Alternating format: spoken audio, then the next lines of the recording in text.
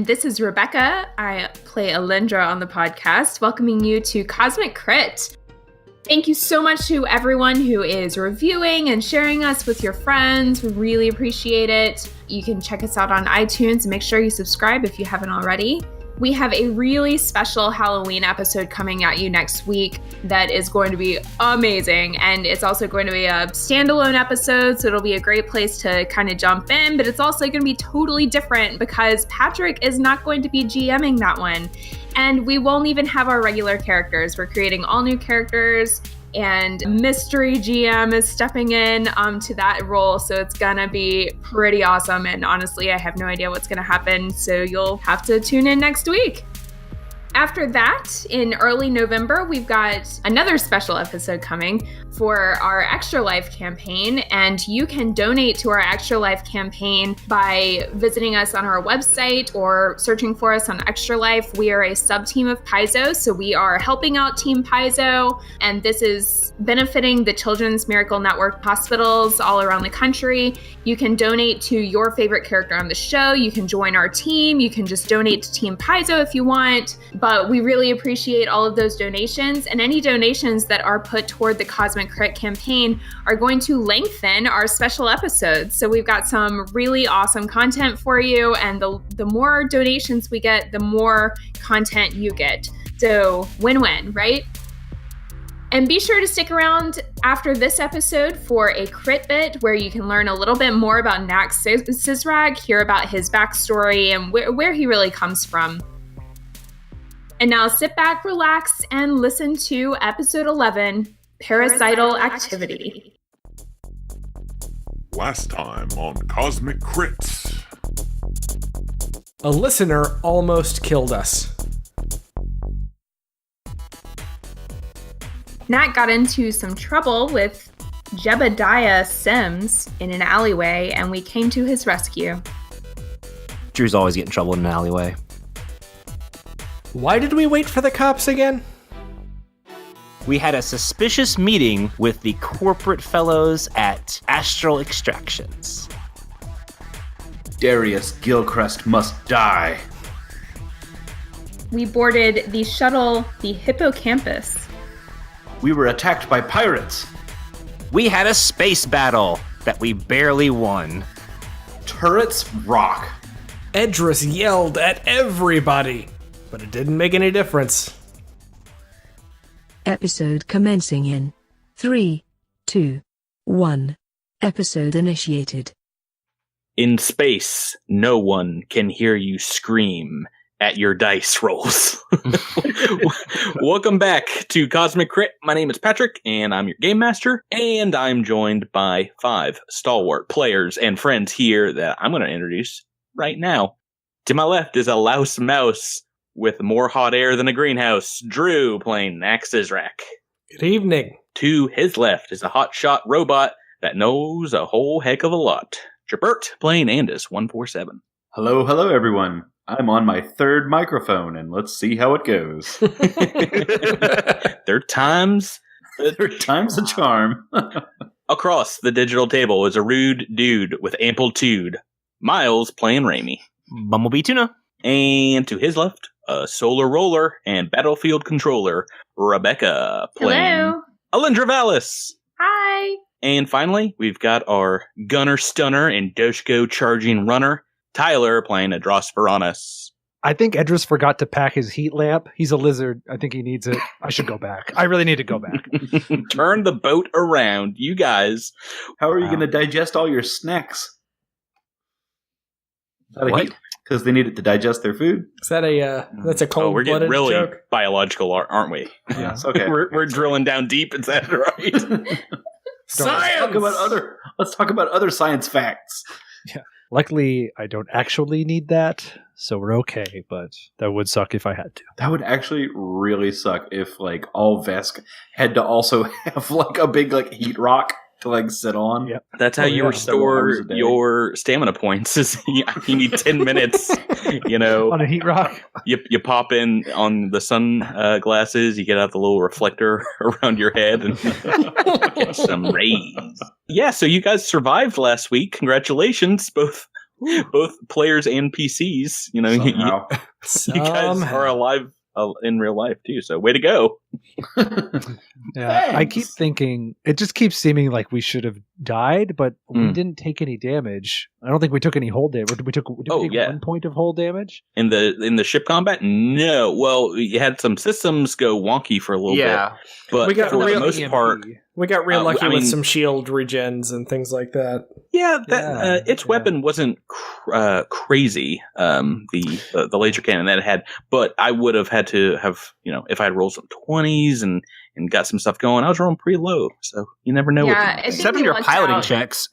Yes. Rolled pretty well on those. Drove me up the frickin' wall. So this week, we talked about it between games, but not last week. You guys leveled up to level 2. Which is Congrats, awesome. everyone. Just a reminder for our listeners out there, we're doing XP leveling in the game, and that is based on how many players you have and how difficult some of the encounters are, and you can scale the difficulty of encounters, get more or less XP depending on if there are other modifiers, minigame modifiers.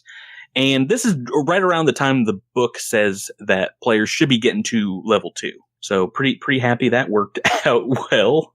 So we're average. Well, it'll be really bad if you did it super early or you did it super late. So I'm happy we are here. We did the leveling up off air because it is an hours long process. To take a look at all the abilities you can grab. So let's just go around the table and each share one cool thing that happened with your character going up to level 2. Does anybody want to start? Sure. Miles. Yeah, so one of the cool things, starting with level 2, that the Technomancer gets is what's called a magic hack. Oh yeah, spell hacks. Yeah, you get at the second level and an additional hack every 3 levels thereafter. Right. So I chose level 2. That's pretty awesome that you get it that early. Yeah, I chose one harmful spells. A lot of the second level magic hacks request or require an unused spell slot, but because I wanted to kind of beef up my spell list, I decided not to use one of those this time. So I chose harmful spells. And good point, because if you do take one of those later on, like at level 5, when you get another spell hack, you'll have a ton more spells per day to dish around with. So I wanted to have more stuff to play around with and kind of mix things up in both roleplay and battle. So I chose harmful spells, which does not require that. Whenever you do a spell that deals damage to opponent, it does an extra point. Yes. Yeah. Basically, anytime I cast an instantaneous spell, I get plus 1/2 of my level, which right now is +1. However, because I know some people might ask, spells that target multiple creatures with multiple rays or other attacks, such as magic missile, the increased damage applies only to a single ray. So a single roll of the dice. Like, for example, my magic missile, I get 3d4, so only one of those rolls will get the +1. Yeah, that first one you throw out is going to be a humdinger. Cool. But yeah, that was a cool thing for the Technomancer. Yeah. Could put you in the focus there for doing damage. Who wants to go next? I will. I'll go next. Oh, go ahead. I was faster than you. Lashunta first. That's how initiative works. So, as a level 2 Solarian, I got to choose my 3rd solar revelation. So, I at level 1 was given Supernova and Black Hole. Now I got to choose a new one. So I could either choose one from the Photon attunement or the Graviton attunement. I went with Photon with the Stellar Rush, which is, as a standard action, I can charge without any of the penalties that you would normally get with a charge. Or instead of taking the melee attack at the end of the charge, I can replace that with a Bull Rush. And regardless of whether the Bull Rush itself actually hits, I deal 2d6 fire damage. Yeah, it's important to note the fiction here is you bathe yourself in like stellar fire, like your entire body. So you're just throwing yourself into an enemy if you do that Bull Rush, and they take the fire damage almost like you had a little supernova on them. So she becomes Johnny Storm? Yeah, well, she becomes more like the Juggernaut because she's going to be just ramming into everything. Juggernaut, It's like the Juggernaut mixed with the Human Torch. It's ridiculous. Okay, so I get none of those references, like not a single one. It's all Marvel comic stuff. Okay, cool. I can go deep cut and say she's Cannonball, but no one's gonna know what that means. I imagine it more like one of those suits that you wear. Like, wasn't there a Spike Jonze video one time where the guy was on fire? Well, anyway, that's what I imagine. Well, yeah, you are going to be running and flailing around, right? But the fact that they take the damage even if you fail the bull rush, which many times you will, is pretty great. It's just, you throw yourself into an enemy and you're doing 2d6. Yeah, it's like automatic damage. Yeah. And it's a standard action, so that means that I can move and get in position and then take my charge, right? That's kind of a long distance that I'm able to travel. Awesome. Jabert, you wanted to go next, right? What you got as level 2 mechanic, right? Yeah. So it's kind of a quiet level for obviously got some fancy skills. I went ahead and retrained my skill focus from my exocortex into computers out of sense motive, so nobody lie to me. Shouldn't have told them that. They're gonna be throwing fibs at you left and right. And then apart from that, I picked up my first mechanic trick. So I got Hack Directory, where basically if I make a check to hack a system and it fails, I become aware of any countermeasures activated, and I have an opportunity to prevent one of those countermeasures from activating. That's nice. Yeah. So if there's a silent alarm or something, I'll be like, oops, okay, well, gotta go. Or if there's a mind scrambler and you're about to get fried, you'd be like, I'm just gonna unplug now. No thanks. Cool. What about you, Tyler? Which Adroskin? Pretty boring. Adrus doesn't get a lot of things, but I do get an extra combat feat at the second level. So soldiers all about those feats. Yes, so I did take the step up feat. Oh so boy, that will be nice. Dance competition, right? yeah. The Adrus is learning some new moves, but it will allow him to really make life for any ranged-oriented character extra difficult. Or spellcaster, oh boy. or spellcaster, yeah. Anyone that doesn't want to get hit with a giant Doshko, it's gonna be hard. I should explain the actual mechanics to it, but basically, what it's a reaction feat, and what it allows me to do is if I'm let's say I'm in melee with a spellcaster, and they take their guarded step away from me so that they can try and cast whatever evil spell they have prepared, I get to immediately take a 5-foot movement to close that distance. And I have to close the distance against the person who caused the reaction. So it's not like I can just move wherever I want freely. It has to be closing that distance. And what's nice about that then is if they try to continue to cast that spell or make a ranged attack, then it would provoke the attack of opportunity and I'd get to try and disrupt. None shall escape the cruel kiss of the Doshko. None. Indeed. And last but not least, our favorite Hisoki, Drew. What we got for our next Israk? So Nack gets 9 skill points per level. God. And I put them all into sleight of hand, so I will never, ever. That's not how lose. that works. No, I filled out quite a number of my other class skills, so much more pretty smart. Yeah, much more. You get a nice little bonus. Yeah, much more well-rounded for a lot of that stuff. And I picked up my second envoy improvisation, so I can say more than get 'em in the middle of a fight. I have a nice little heal for stamina. There's only one downside. I can only use it once per character between rests. So don't get 2 hit, Edris and Alindra, because you're only going to come back once with that. Wait, so it's get 'em for us? It's the inspiring boost. So I can give twice my envoy level plus my charisma modifier in stamina points, but it's limited to 10-minute rests. So I can only do that one time per character until we take a 10-minute rest. Okay. So is that a move or a standard action? Standard action. Ooh, yeah, nice. But 7 stamina points back in the middle of the fight is pretty awesome because you guys don't have a lot of mid-combat healing options besides whipping out that Mark 1 serum and slapping it on yourself. Yeah. Now keep in mind, this is also just stamina. It's not an HP heal, so... Correct. But stamina's, what's going to be down first anyway, so you'd probably want that more than anything. Awesome. Yeah, so I'm excited about level 2. I hope you guys are. You got some more stamina points. Everyone got more hit points as well. Oh, yeah. And I think everybody's base attack bonus goes up at this level. Yes. So hitting stuff a little bit more, and probably just in time because, you guys last week had our first starship battle, and this enemy ship tried to destroy you guys while you were on your way to the Acreon. And if, just a little reminder, it was a Necro glider, a Death's Head, Eoxian design, single-person fighter craft. And it was trying to speed around you guys and work on, I think it was working on your aft shields, trying to take you out. But you guys did really well. Escaped pretty unharmed.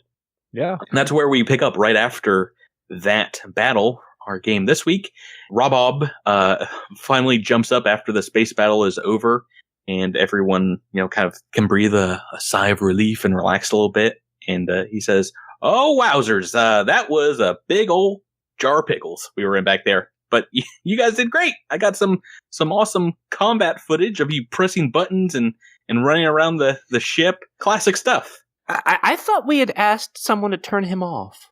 Oh, that's not an actual feature. Well, at least all that footage will be good for when we need to make our montages. The ship that you disabled, it just continues floating onward, and it goes out of range of your scanners. It was going at its full speed, basically, when you got that final hit in. So it's just listing, and its power core it was completely downed. So we can't loot it. I mean, not unless, it comes to a stop. Okay. And or someone else picks it up. But your ship's power core, it hums along as it sets to work and slowly starts regenerating your aft shields. I think we're down like 4 points maybe. And the autopilot picks back up again. It engages and continues to send you on towards your destination. Whee! I think we're all good, though. Yeah, none of us took any. Nope, no exploding comm stations send you sprawling across the bridge. Not like in the movies. Happy about that.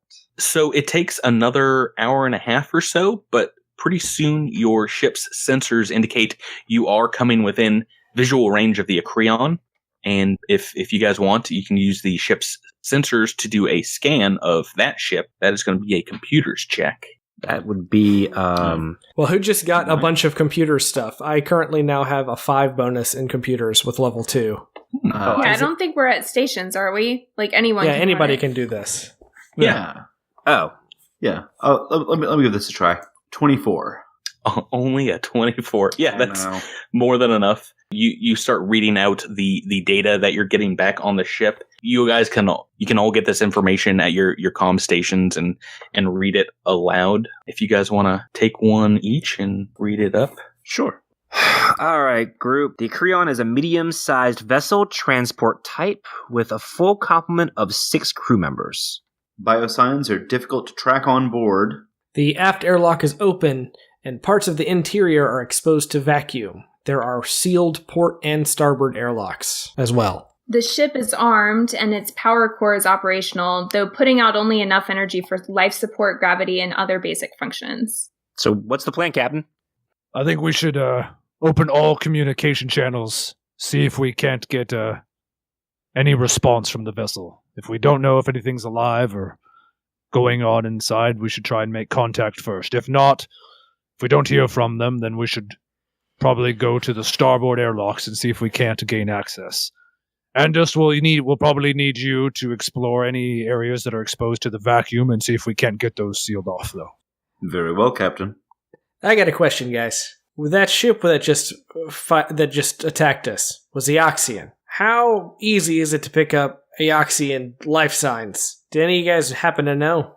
Well, they don't have life signs. So this thing could be crawling with undead guys. We just gotta be on our guard, is all I'm saying.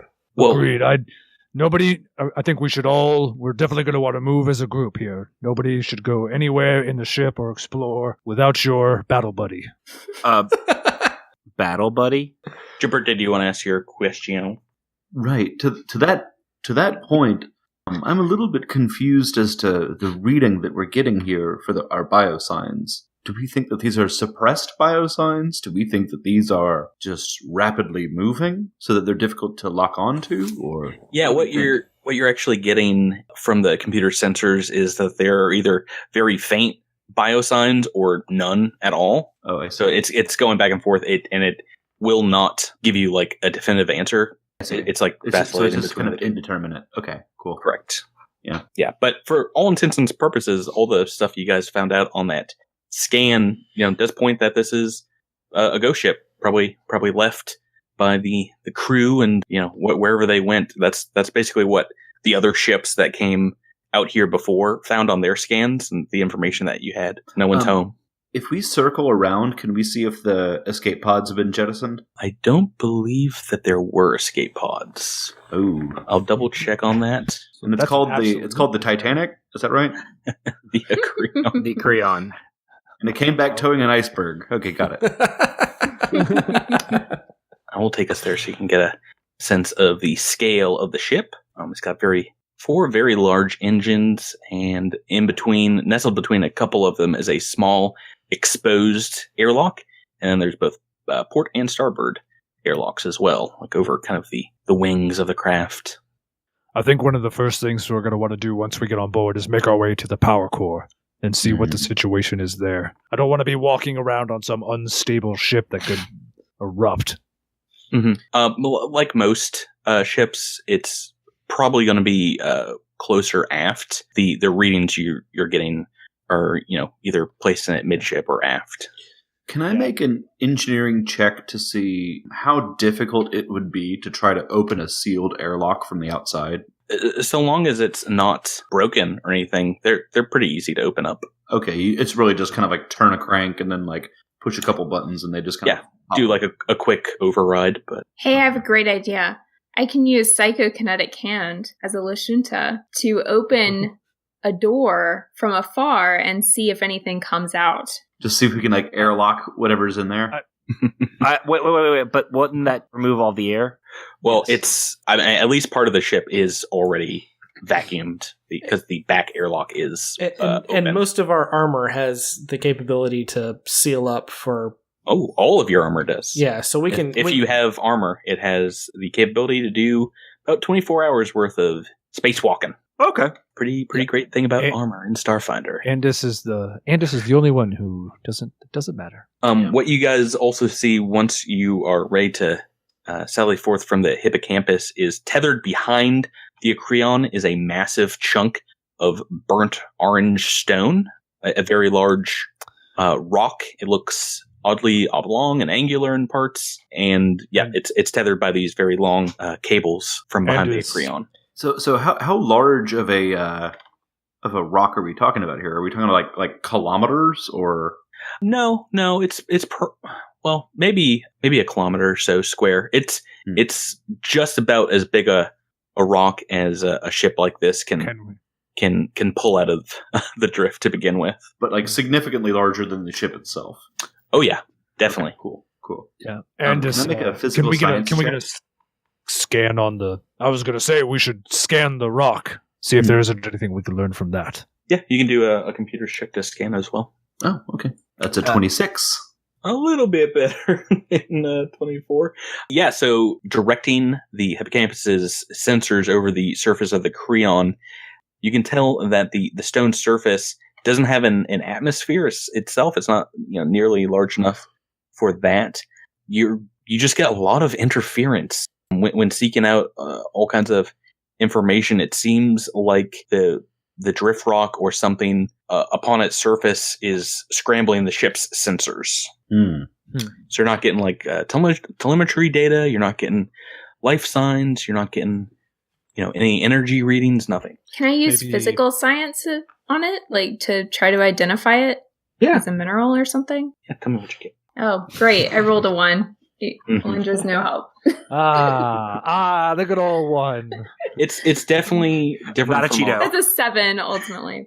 It's different from a lot of metallic-based asteroids that you've seen before. It's got a different color to it. So, but you've not come across anything like them. Hey, Captain, I'm curious. Captain, do you want to see if anyone's home first? Give them a call. Just a precautionary measure. All of our stuff is kind of coming up fuzzy, so I'd hate to not pull every precaution we can before we pop on in there. Yeah. Oh yes, we should open all channels. Hail the ship and see if we get any response. Sure, you're sending out transponder information as well as your coordinates, all that kind of good stuff. Oh yeah. Okay. All the basic. This is Hippocanthus, blah blah. Yeah. Calling the Acreon, calling anyone. There is no response. Okay. Okay. Raimi, why don't you take us over to the starboard side and let's see if we can't get in there. Aye aye. Everybody get ready for a spacewalk. Or do we have like an actual boarding thing? Like, do we have something that actually hooks onto the? So yeah, you can. I mean, it's up to you. If you want to leave the hippocampus parked away, you can. Just kind of drift over. Yeah. If you want to position the hippocampus so that its airlock is kind of lined up, there'll be like a small line of support that you can just pop right over, and then the ship will only be about 10 or 12 yards away. I like that idea. Well, we're already broadcasting our location, so whether it's hovering or connected, I feel like they're going to know where it is no matter what. If it's connected, though, it's an easier escape. So. Exactly. Yeah, that's what I'm more concerned about is the safety of the ship itself and our. That's adorable. You guys think you're escaping from this? Oh, jeez. Oh Lord. Oh Lordy. So that's what you want to do. You want to connect the umbilical. Yeah. Yes. Let's connect directly to the starboard entrance. Once again, the ship automatically does that, aligns the Acreons and the hippocampus's airlocks, and it gives it a very simple spacewalk between the two vessels. You guys, in your armor, all of your helmets pop up, and you've got very short-range comm units in there, and you tap on your life support, and you've got, a full 24 hours worth of air.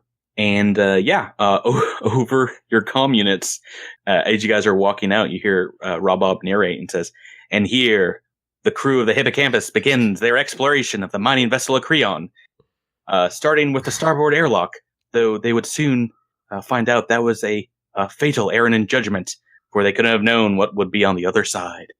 I talk into my personal computer. Hey, Wick, any way to silence the transmissions coming from the robot? Wick is now out of range of general infosphere questions, but comes back with, like a few question marks and... No? So Alindra says again, I can use psychokinetic hand to open the door and see if the coast is clear before we go all the way down there. So you can. I thought you could only open like non-locked doors. I figured this would be locked. Well, I can lift things, and I assume if it's a handle, I can lift a handle. Can I not? It will require doing some very basic computer stuff, like on the outside first. It's not just a physical door handle. Oh, on the ship. Actually, locked down. But like inner doors, if there are any inner doors that require that, and they're in like a sketchy area, oh yeah. Yeah, but you guys can open the door without any hassle. So. Yep. Entering the airlock, you see yellow emergency lights slowly flashing, barely illuminating the cabin interior with a very dim light. Going inside the two-door airlock, the main cabin above you seems to be about 8 foot tall. And as you kind of get on board the Acreon, you can tell that there is artificial gravity, and your space boots touch the metal grates gingerly. And beneath your feet, you can feel the ship very barely humming with energy, but mostly dead. Normally you step on a ship, you can kind of just feel, it vibrating with the engine and with the power core. All right, before we get in here, I want to make sure everybody keeps their life support on their armor on, even if we get into an area that has atmosphere. We never know when a door is going to malfunction or open up, and we could be in a bad situation. Stick together, and let's go. Aye aye. Andis, open the door. Oh, of course. I was just really enjoying the view out here. This is really lovely. All right, I'll make a computer's check. That's a 28 to open the door. Oh, yeah, no, the doors open easily, and the other airlock hisses close behind you. Exiting the airlock, you find yourself in a dark corridor. Illuminating the hall, you see signs on the walls and floor as your flashlights flood over them. Signs of a fight. Laser scorch marks, dried blood, rent metal, and about 40 feet ahead of you, a small body lies on the grates of the floor in a spacesuit.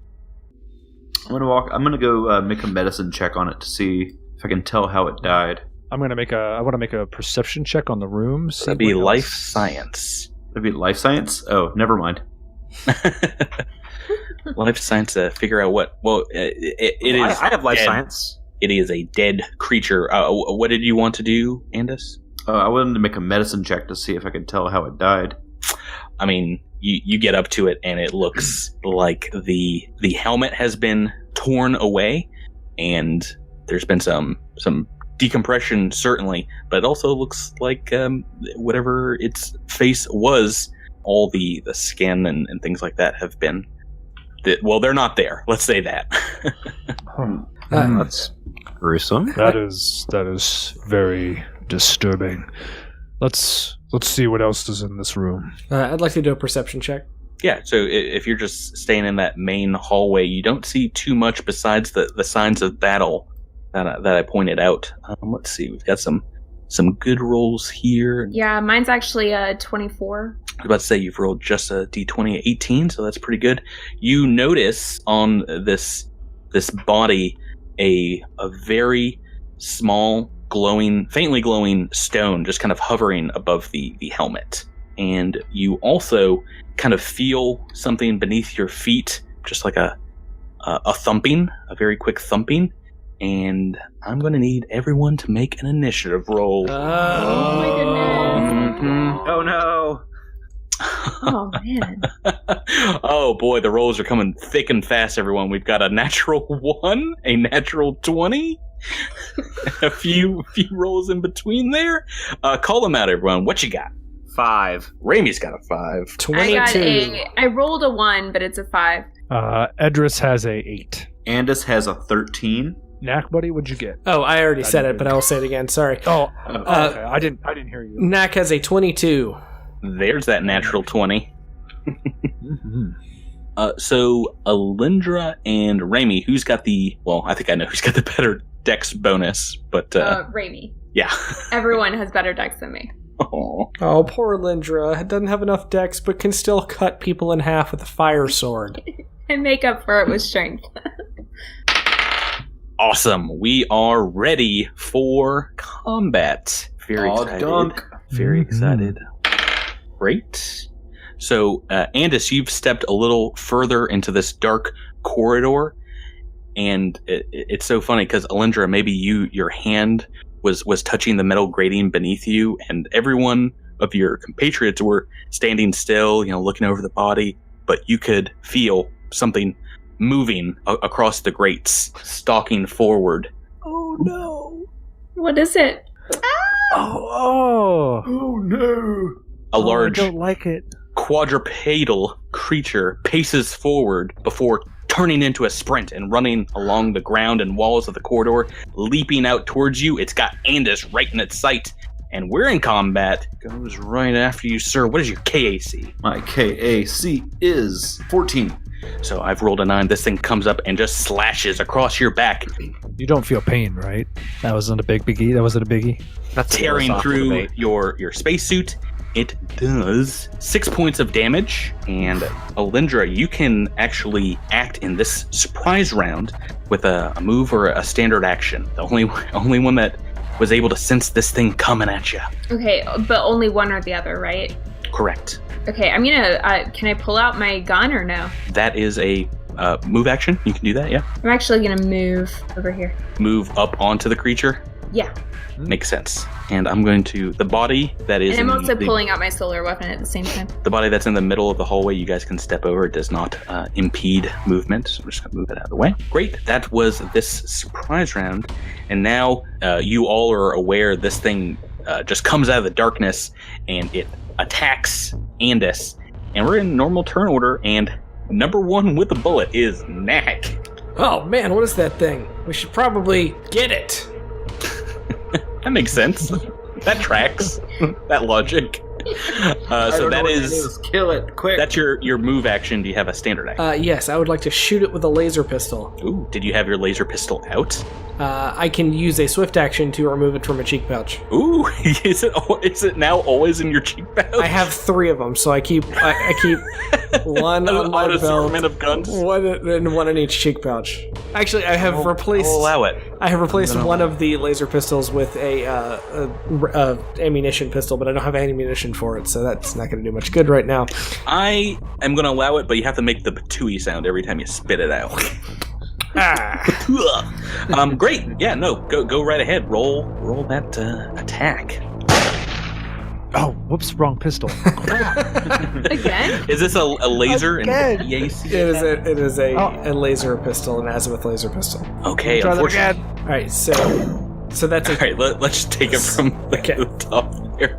What do you roll? So I have a 9 on the die, plus 2, which makes it 11, plus another 1 for my get 'em ability.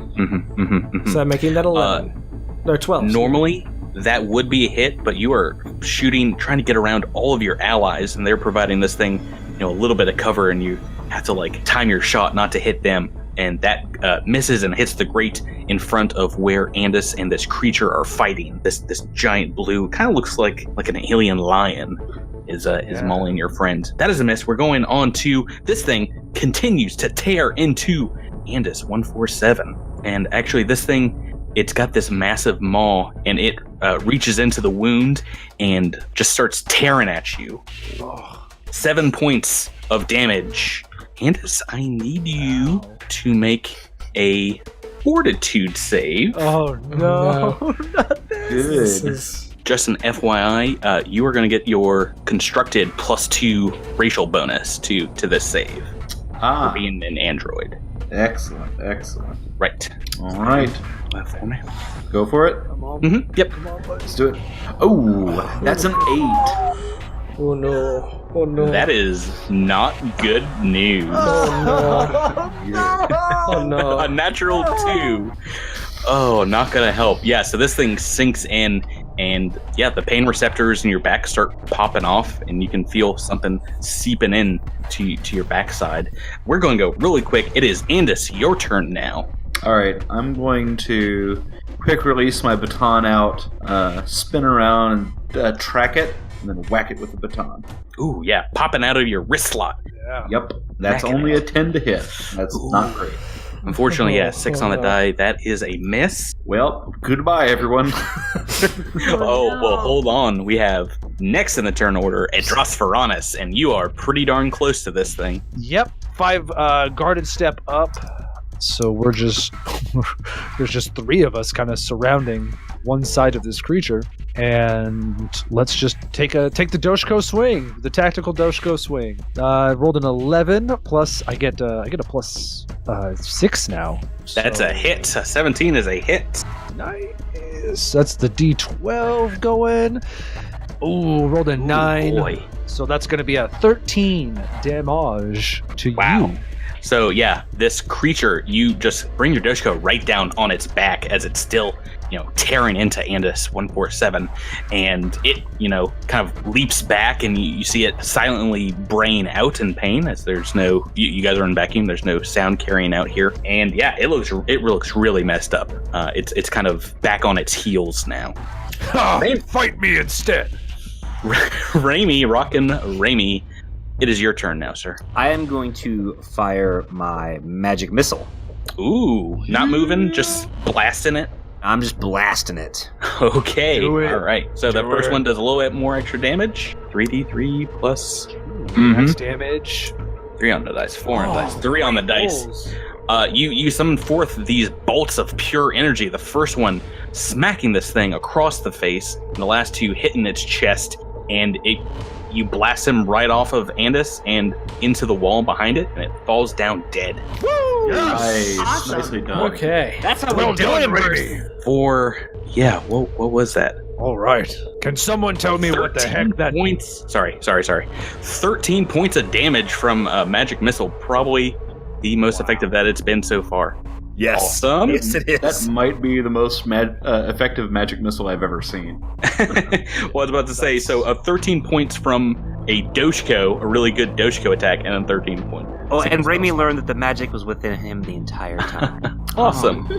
That's great. Alindra, we didn't get to you, but why don't you give me a perception check? Okay. Another one.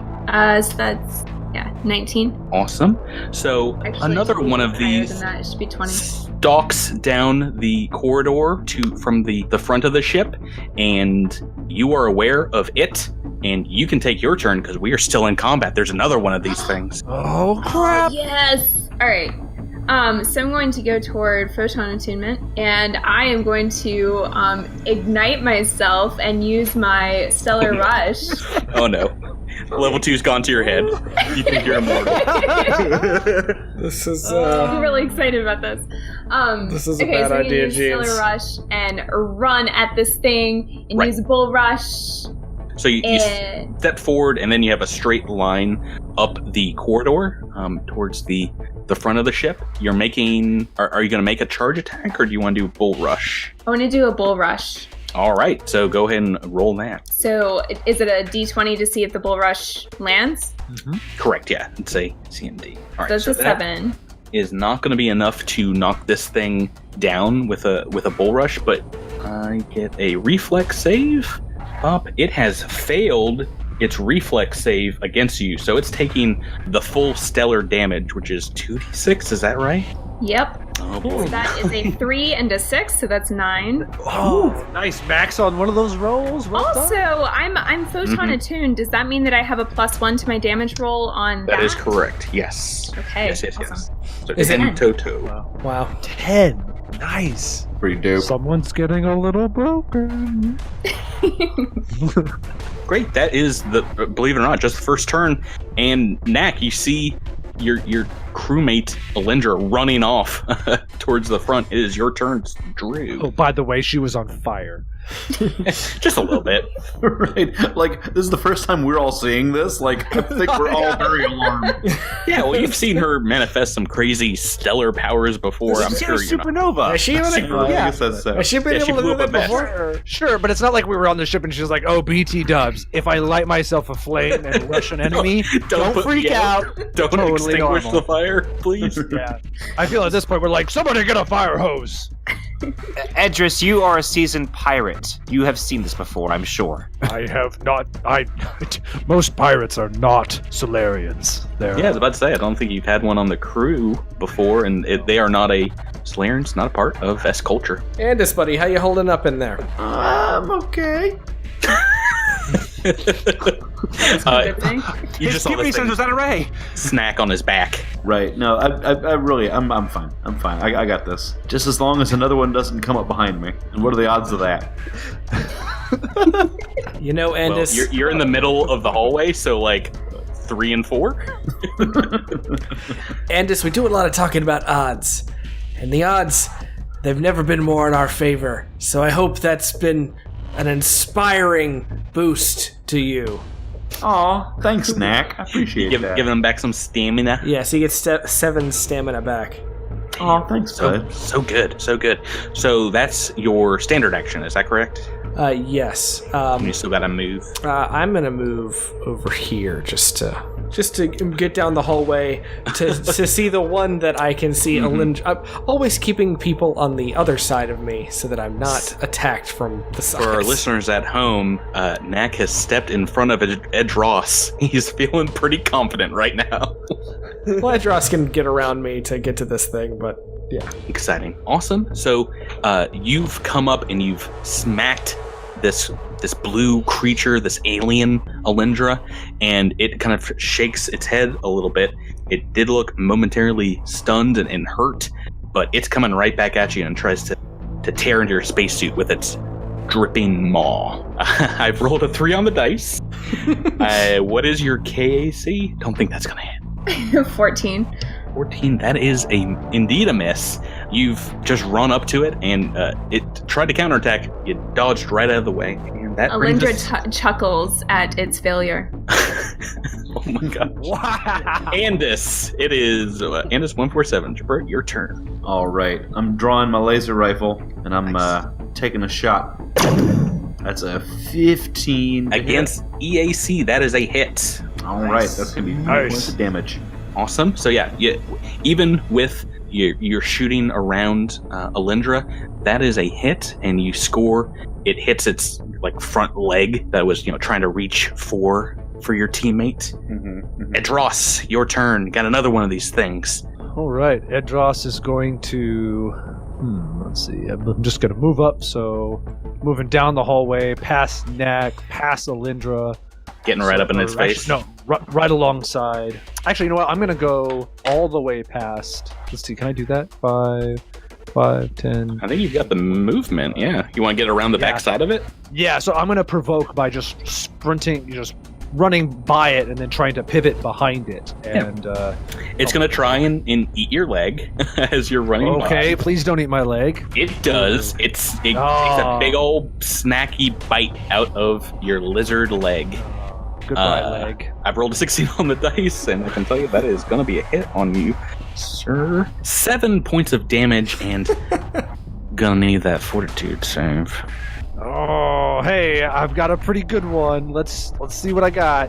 Oh no! Oh no! 3 on the dice. That's not gonna be good. That's gonna be the best.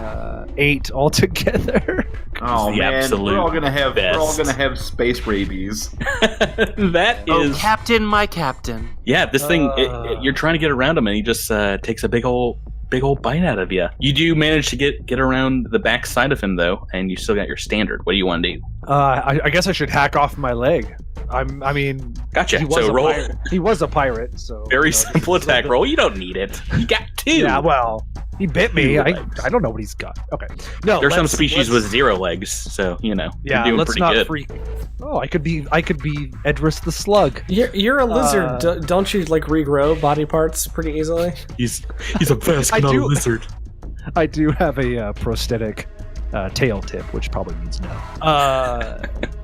So let's not freak out over the festering wound on my leg yet. Probably freak out. And let's just I'm gonna freak out now by attacking you.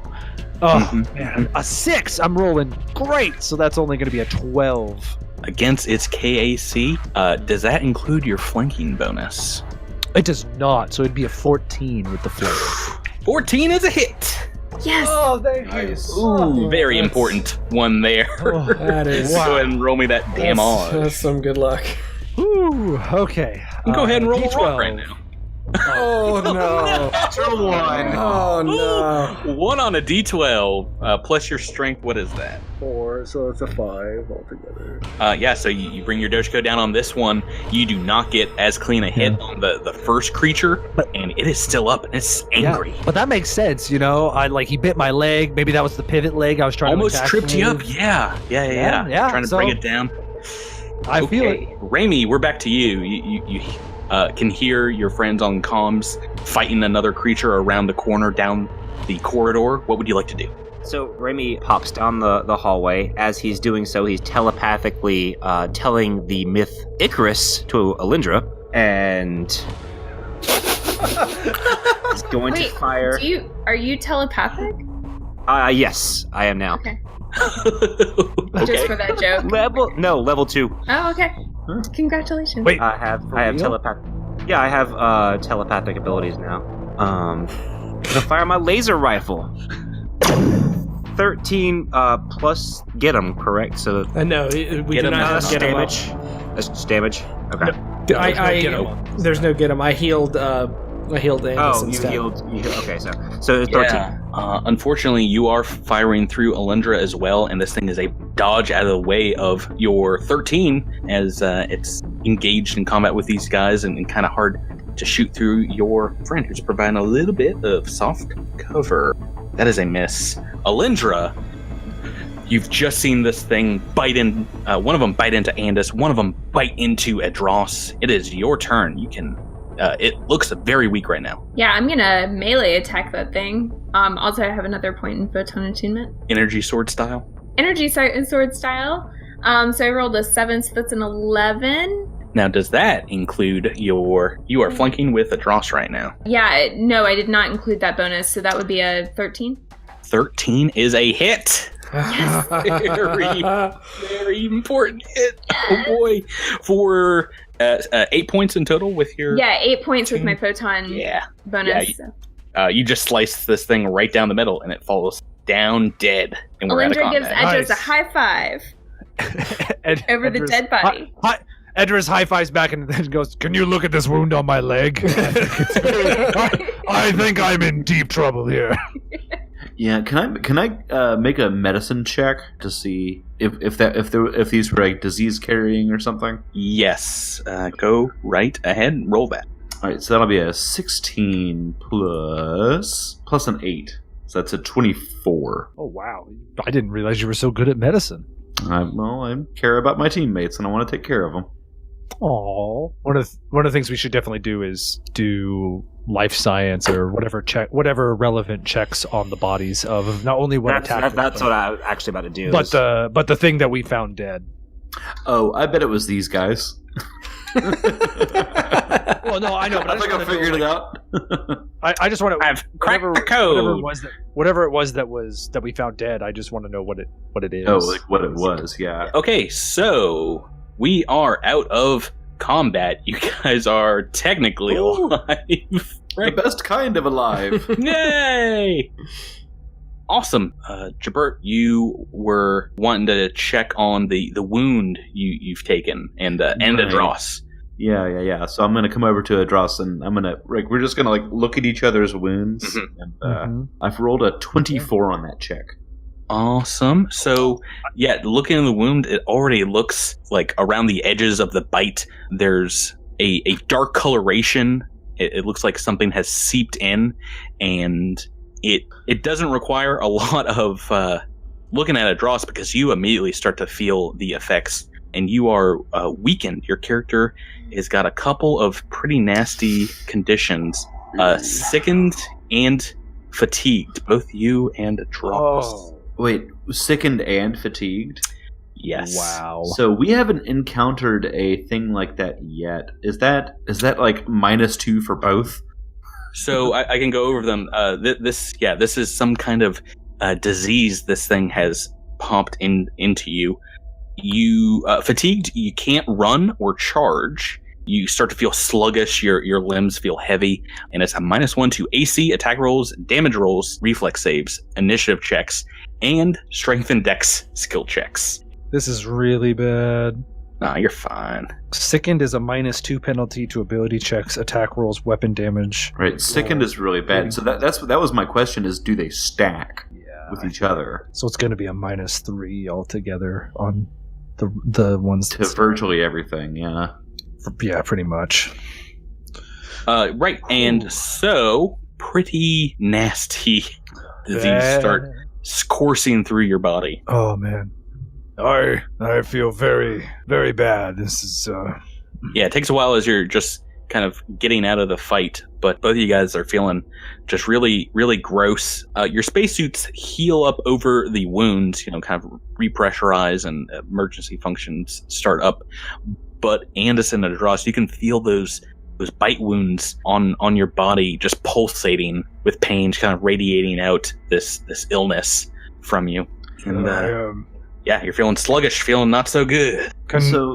So what do I know about diseases in Starfinder? Do they get worse over time, or are they just sort of kind of static? Yeah, it's kind of similar to Pathfinder. They do some require 1 or 2 positive saves before the disease has run its course. Some have incubation periods. Some have very short times. Like poisons usually you have to save for a poison like every few seconds.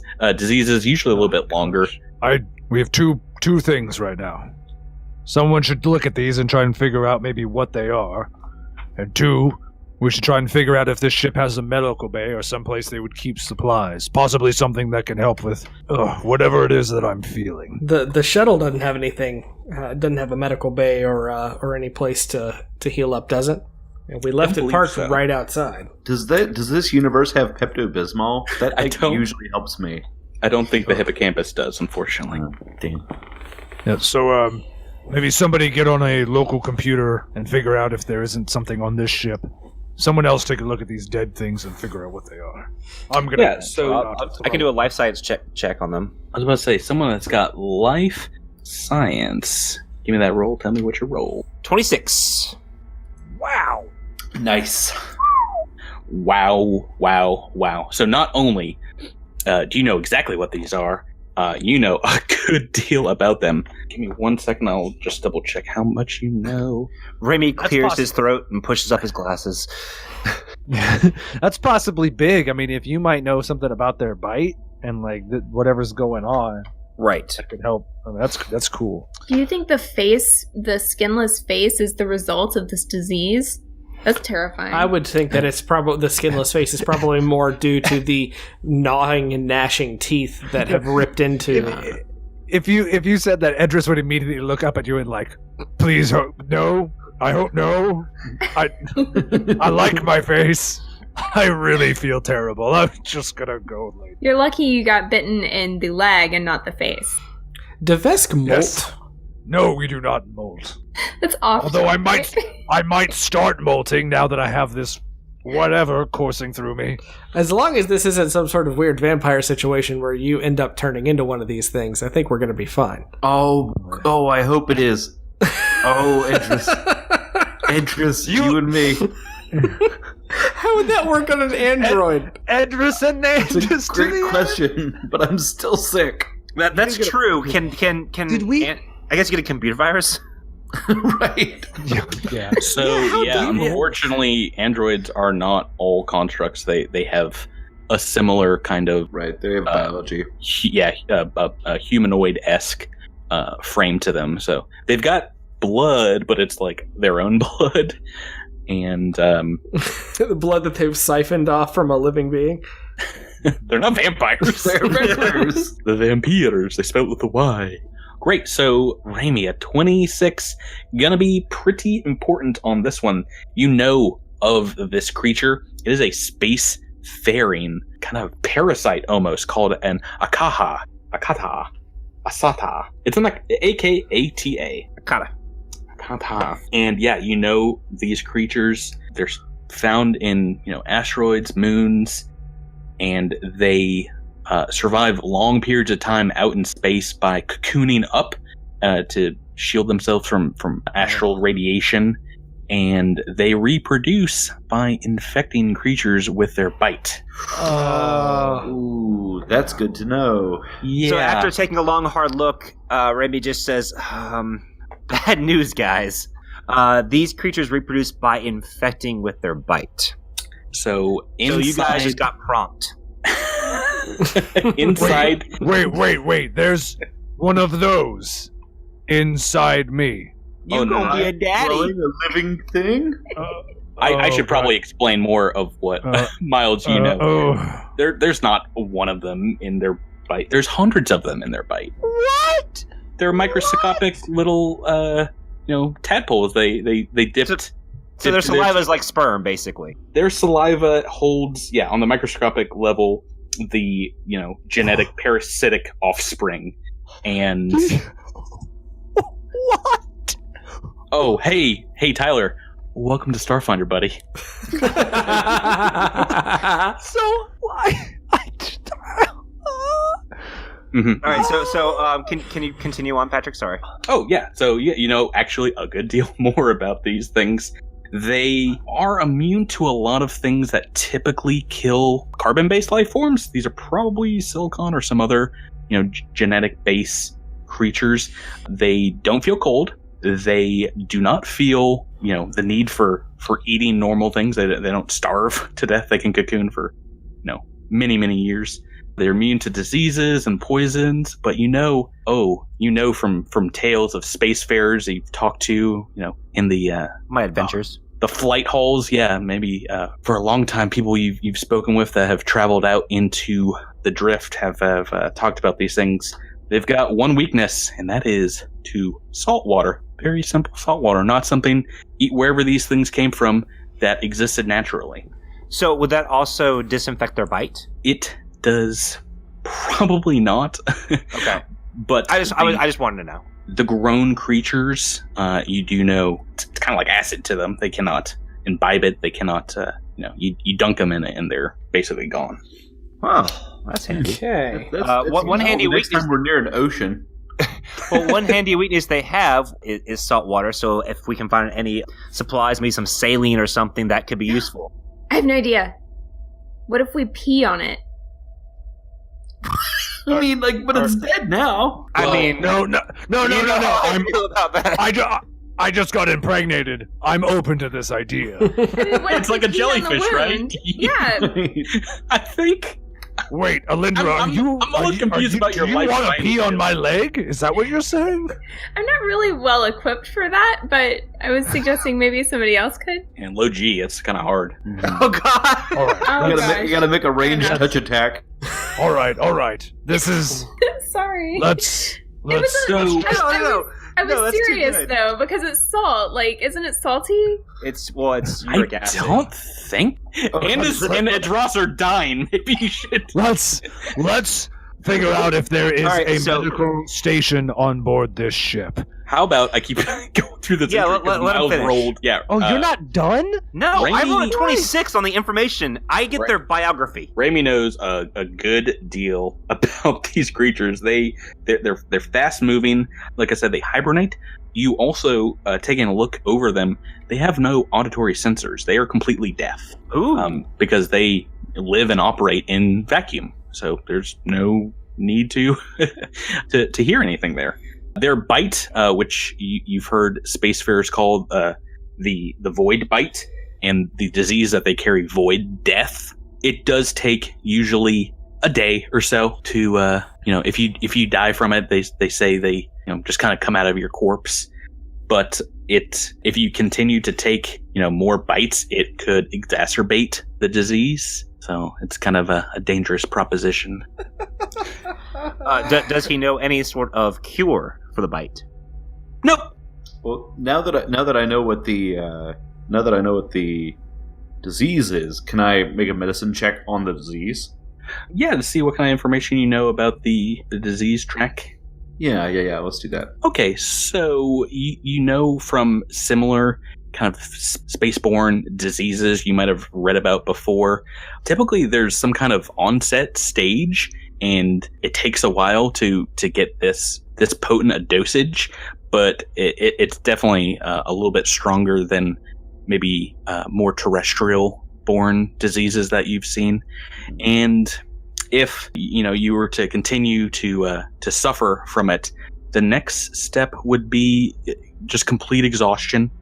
And whenever you take an action, like a standard or a full action, it requires you to save against this DC again, or become nauseated for a period of time. So you keep feeling worse and worse. Oh, wow. Oh, and eventually you can die from it. Yeah.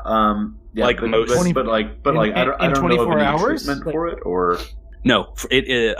In game terms, I'm very excited we get to use this in game. It is the physical disease track, which typically goes, you're a healthy person, then you get a disease, and you're a latent carrier, and if it's something that you can spread it in that phase. Then you become weakened, and then impaired. If you keep going down, you become debilitated. Then finally, the last three are really bad: bedridden, comatose. You can die from diseases. Right, cool. But no information about the treatment. Oh, treating many afflictions, curses, diseases, drugs, poisons, does require whatever the cure entry for the disease or the poison is, and whether that's 1 or 2 or 3 cures over a period of time. And each one that you do, you go back 1 track up. So if you you were to save while in this state, whenever the next roll comes up, you would just kind of fight off the infection, fight off the disease.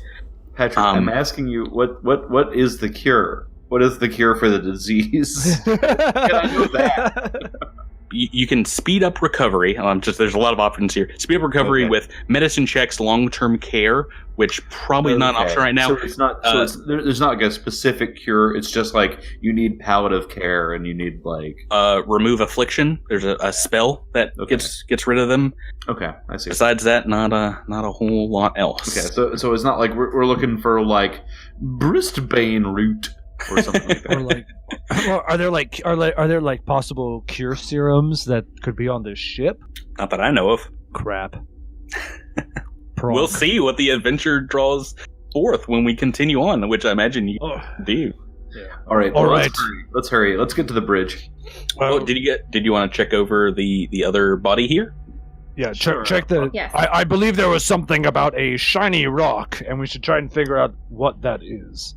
Well, and taking a look at the body, I believe we've already made a life science check before.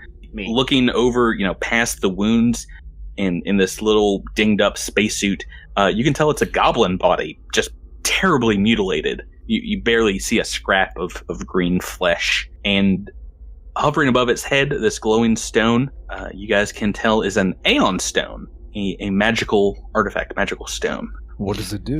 It glows with a dark blue coloration, and if you were to snatch it up, it glows a little bit brighter. It is rhomboid shape. It is a bonus, insight bonus to perception and sense motive skill checks, +2. Ooh.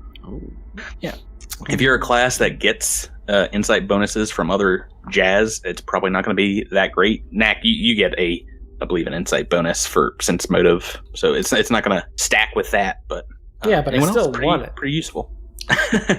Yeah. Anybody got a particularly low perception? I have 0. Oh. That's obvious. That's kind of low. Yeah, we have a winner. That's an obvious. So Remy takes it and tosses it to Edris and says, "For your baby shower." Oh no! Oh, that's ice cold. You can tell Edris wants to laugh, but it hurts. Oh, make a save against burn damage. Oh! I rolled a 9. That's reflex, baby. Such a All right, let's. So do you want to use this? Stone, but do you want to use that, Edros? Yeah. Okay, so the way this works is you float it around your head, and it kind of orbits like a little halo, and it's on the outside of your helmet. He's our angel lizard captain.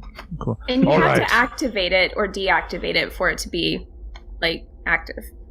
Yeah. How long is it active? I mean, I think it's a continuous thing. It's a standard action to pop it into space around your head or take it away if you don't want to have a glowing stone. I'm just going to activate it right now, then. Kind of useful, yeah. Okay, so I get a +2, was that? +2 to both perception and sense motive, insight bonus. I have 0 to both of those, so... So I will, if you guys are looking around and walking through these corridors, you see, it looks like 2 branches of corridors.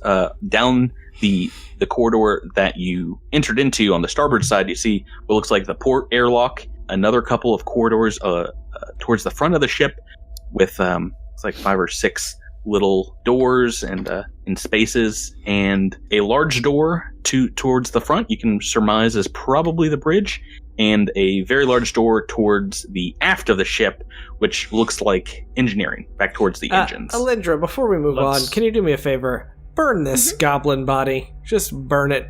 Just burn it up. Use your flames and just make sure that the... Wait. I'm not sure I can just do that. Yeah, I literally just saw you cast yourself on fire and run into one of these things. Let's not worry about the goblin body. I think we should get to the power. We know that these things... If it's about to spawn a bunch of these things, then I'd rather take care of them before they're big guys. Fair enough. Or we can just toss out the airlock. Yes, let's toss it out the airlock. Just let it be somebody else's problem. They can survive. They can survive in space, so they can still come back and somehow get to us. I don't know that that's the best course of action. Yeah, if it's possible for me to light it on fire, I'll do that. Can I do that? Yeah, I mean, you can stab your energy sword through it and just like hold it there and heat it up until it starts smoldering. So it combusts. Bubbling up and oh no, wait. It would like you can melt it down, but yeah, it doesn't catch fire. Oh, because it's vacuum. Oh man, science is fun. Science fiction is more fun. Seriously, we should just toss it out of the airlock or quarantine him somewhere on the hippocampus. We can. Well, don't put him on the ship. Don't put him on our ship. Yeah, that's a terrible idea. Yeah, I say airlock him on the opposite side of the ship from where the hippocampus is. Yeah, or just put it in the airlock that like is that we're not going to use, right? Yeah, that's fine. Yeah, that's fine. Yeah, okay. In the starboard airlock, or in the port airlock. This is going to work out real well when we have to run out of that airlock. For whatever reason, you guys are fine. That you do that, and let's figure out where you want to go next. I think we should secure the power core of the ship before going to the bridge. I want to see if we can't restore full functionality of the ship since we did get pings back on the ship that we were only kind of getting limited functionality. Let's get the ship up and running and then go to the bridge. Here's another idea. Salt for salt water. Is there a canteen or a cafeteria or any kind of food storage where they might keep some salt that we could mix with some water to get these guys to not have these monster babies? I mean, we don't know. Make a culture check for me, Nack. Say 22.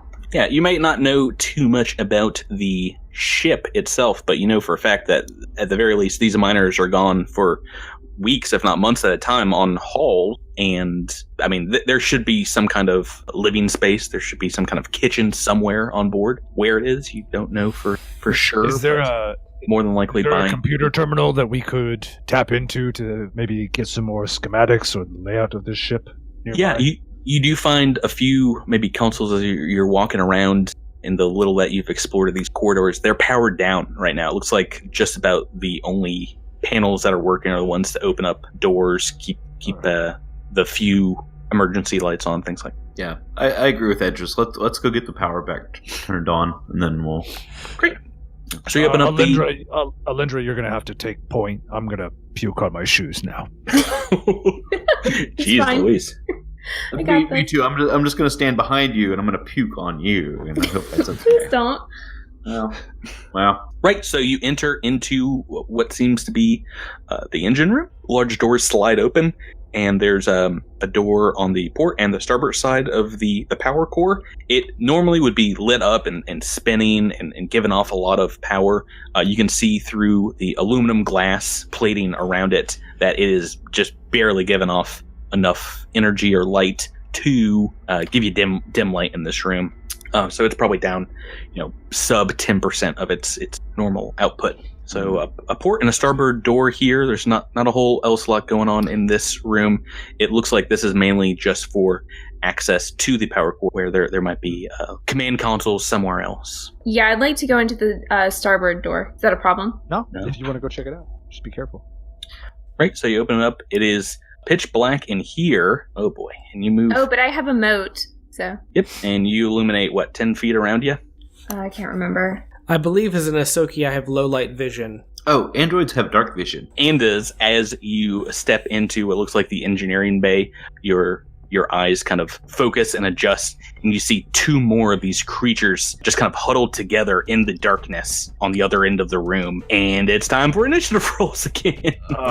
Wait. Did they see them? Because if they can't hear them... There is a light source in there, and one of them seems to be just like completely, eyes shut, looking down. The other turns and looks at you, Alindra. Andis, 11. Raimi, 9. Nack, 4. Alindra, 20. Edros, 12. Oh, wait. Do I take minuses to that? I believe you get a -1 for what was the first one? Fatigued.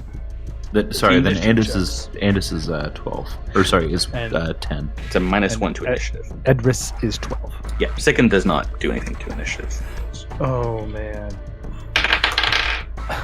So just for the listeners out there right now, Alindra and Andis are on the front lines, facing the dogs, which are about 20 feet away from them.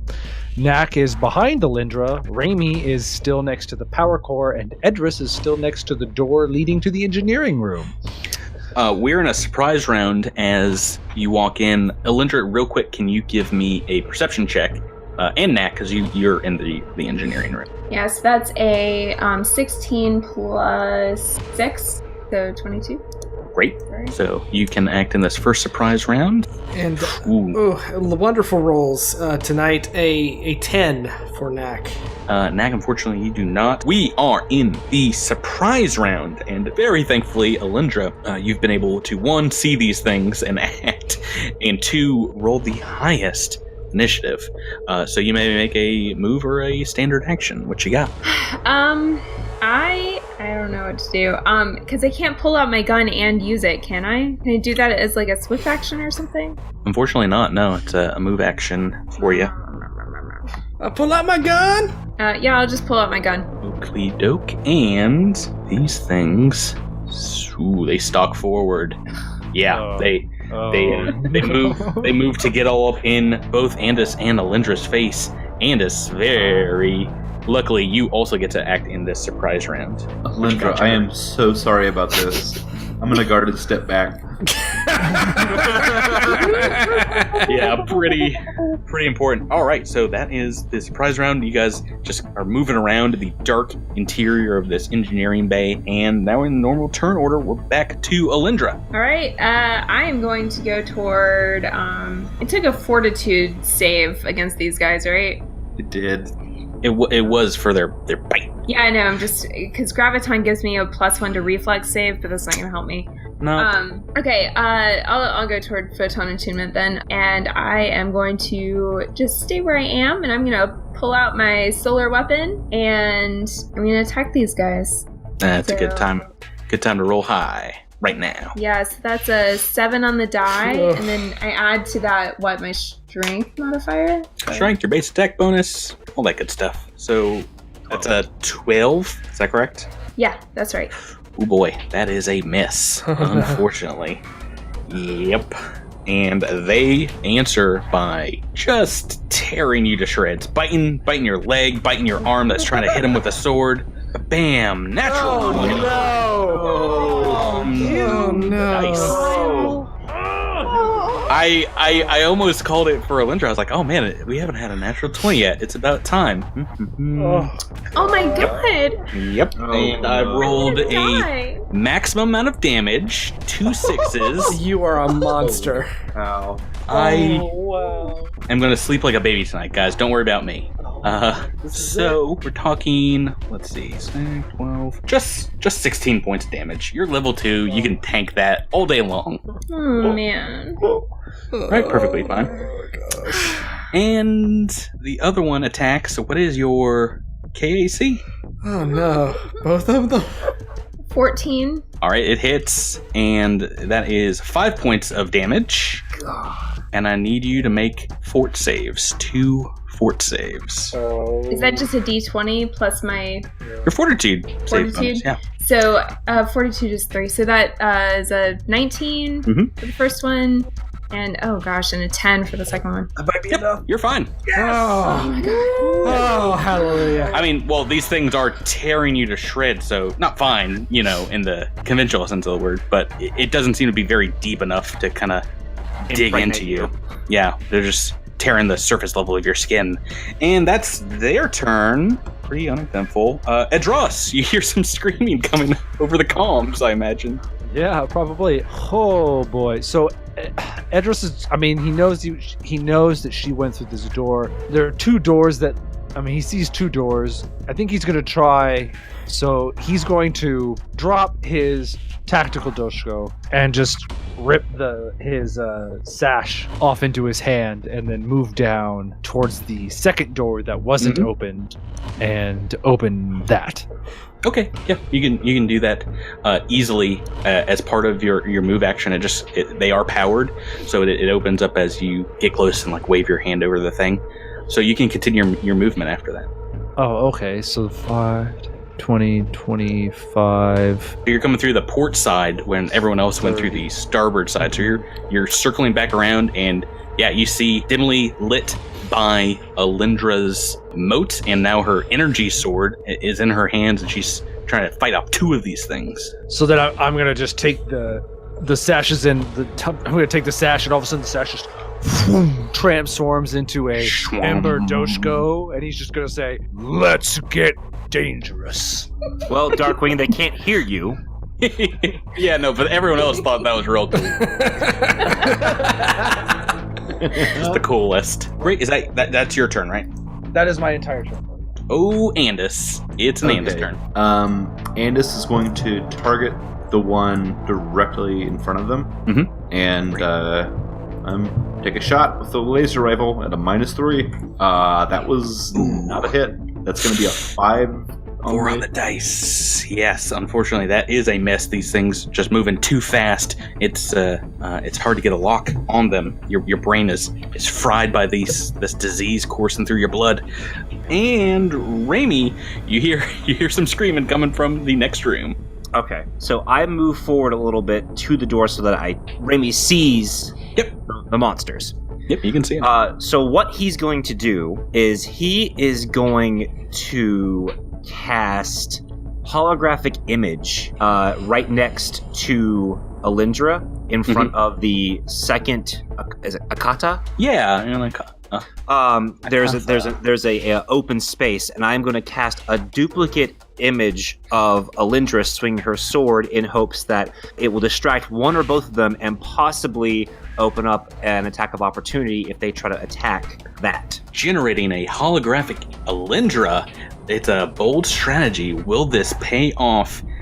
So that is going to be a will save from them. Is that correct? Yeah, it creates a silent hologram of your design. You weave nearby photons into illusory holograms that can take almost any form you imagine. These holograms are usually effective against cameras, robots, and living creatures. When you cast a holographic image as a first-level spell, it produces a purely visual hologram at long range, 400 feet plus 40 feet per level. Yeah, the image has no sound, smell, texture, or temperature. The image can't extend beyond 4 10-foot cubes plus 1 10-foot cube per caster level. Yeah, so it's just a will disbelief for them. It does not require interaction, I believe. Okay. Yeah, saving throw, will disbelief, spell resistance, no.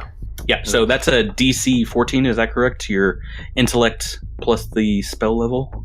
Yes. Believe cost level 1. My intellect is 17. Okay, yeah, so one of them takes a look at it and is now focused on that, and the other one is still focused on Alindra. Okay. Awesome. Okay, so that's Nack. It is your turn, Drew. All right. For the one that's still focused on Alindra, I think we should probably get it. So I cast Get 'em on that one. Nice. And I also want to, I hate doing this already. You given an inspiring, courageous speech? We had to cut it out, but it was a super inspiring speech to give Alindra 7 stamina back. Hey, we got plenty of time. What do you say? You can give the whole speech right now. Yeah. It's the magic of podcasting. Look at you shining like a light in the darkness. Lead us to victory. So I get 7 back? Yeah. Yay! 7 stamina back, yes. Awesome. Thank you, Nack. That's also pretty darn useful at this point. And that brings us right back to... If only I picked up the other improvisation that allowed you to ignore illnesses and stuff. That would have been real handy. It is Alindra's turn. Back to you, Rebecca. Just out of curiosity, not that I'm going to use it, but I drew my ranged weapon and then I drew my melee weapon, which is a one-handed sword. Do I have both drawn? Yeah, it's a one-handed sword and one-handed pistol you're using, right? Yeah, I was just wondering if she was could only use one hand or something. Anyway, all right, I'm going to use my, I don't remember. Well, now that I'm healed up, I'm going to use my melee attack roll on the guy that is attacking me. I will remind everyone you can make 2 attacks at -4. 2 attacks at -4 is the thing that everyone can do if you're doing a full attack. That's true. I can do that.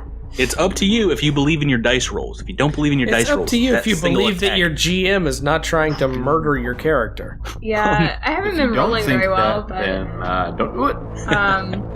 How much do you trust Patrick, aka the GM? That's the question. Okay, so it's -4 to hit. Is that right? To both attacks, yes. But only to hit, right? Only to hit. Okay. Okay, yeah, I'll try that. 2 attacks.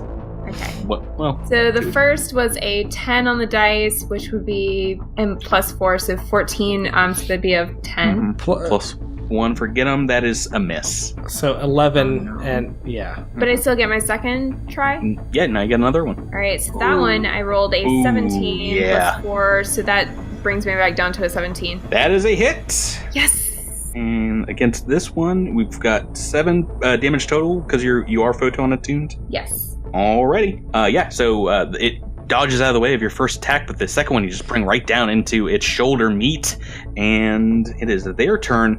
This one goes to attack duplicate holographic Alindra, and it would have missed anyway, probably. It's not able to get around and hit that thing. The other one, though, is going to try and bite you, and I've rolled a 13. That is a hit. Oh, no. Of course. Bites you for 5 points of damage, and I need I believe I need another fortitude save. So I take the damage, but the fortitude save will determine other gross stuff. A 19 on the dice. 19 plus 3. Never gonna die. Nicely done. Awesome. All right, and that's their turn. And Edros, it's go time, baby. All right, Edros is just going to. You're about 15 feet away. Across the engineering bay right now. You're moving up and attacking. Crossing the engineering bay, and with a -3 to his attack. I was gonna actually full attack, but I already got a -3. I'm not taking a -7 to anything. I'm just gonna step up and smack this thing in the face with my Ember Doshko. So here's hoping for 20s, guys. Boom! 19 on the die. Pretty Even with a -3, that would put me at a 16. I don't know, 22 or something like that. So, cool. And that's going to be now the Ember Doshko, though. It is not as much damage. It is 1d8, but it does fire damage. Boom! I've rolled a 3, 7 damage. 3 on the dice, 7 damage to this one that's already been hit. Yeah, it is. It's not doing good. It is still up, but you've nearly chopped the same arm off that Lindra has attacked.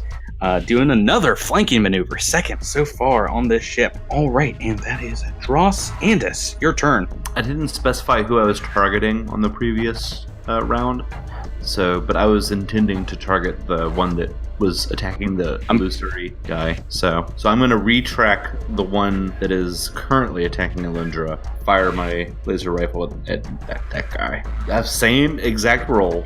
Okay. Well, I'm going to go jump out an airlock. I'll see everybody later. Hey, that doesn't do anything to you. You'll be fine. That's not a punishment. That's not a sacrifice. We're back to you, sir. Got this one weakened in front between Lindra and Edros, and then one attacking at your holographic double. All right. Here's hoping to go ahead and take care of the one actually attacking Alindra, and I'm going to cast Magic Missile. Ooh, nice. Full Magic Missile. Misses. So, it's 3d4 if you don't move. A 3 on the dice, a 1 on the dice, a 4 on the dice, 3 missiles hitting this thing, and it falls down dead. Yes. Nice. Nicely done. Well done. Raymond just blows the smoke off of his fingers. Too cool, Raimi. Nack, your turn, sir. One of these things is down, another one's still up. One down, one to go. Get him. Yeah. Awesome, great. So that is your move action. What you want to do? I'm going to shoot it with a laser pistol. Hey, that's what you got. You got one of those. So that is an 18 to hit. That's a hit. For a whopping 1 damage. Hey, a journey of 1,000 miles, a first step. Single step. Yeah, so you never know when that 1 damage is going to be super useful. Alindra, it is back to you. Turn 3. What do you got? All right, I will still photon attuned. Going to melee attack. So that's a 6 on the die, and that makes it a 10. 6 on the die. That is a miss, unfortunately. Are you attuned now? Fully attuned? I'm turn 3. Yes, I am, but I mean, there's nothing I can do about it with a whole bunch of people around me. Yeah, it's a good point. They could take it. They could take the blast. Okay, so on its turn, the illusory image of Alindra starts fading away, and it kind of turns its attention away.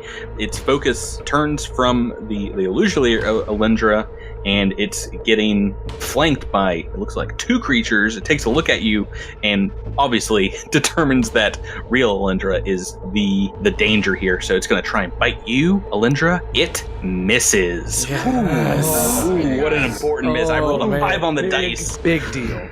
Yep. Edros, your turn, sir.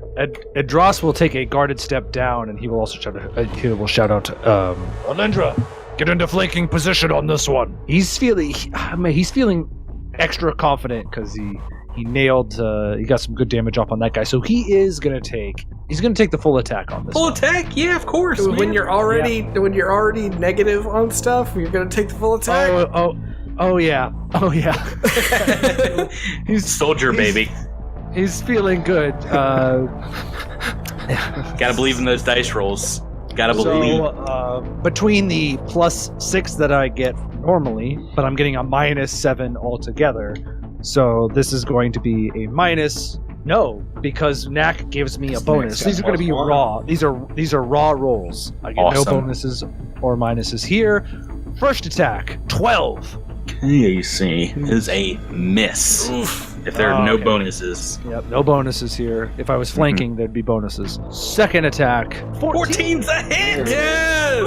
Nicely done.